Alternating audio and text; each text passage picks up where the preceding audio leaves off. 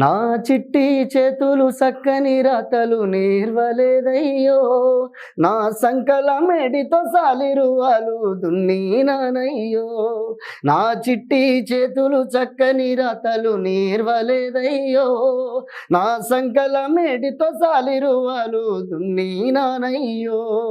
మూడు మూరల కర్రతో 30 అట్లా సోపతి రాదయ్యో, దిక్కు దిక్కున ఉరుకంగా నేలట కళ్ళకు కుచ్చను ముల్లయ్యో, నాకు కుచ్చను ముల్లయ్యో. నా చిట్టి చేతులు సక్కని రాతలు నేర్వలేదయ్యో, నా సంకల్ల మేడితో సాలిరువాలు దున్నీనానయ్యో. ఆ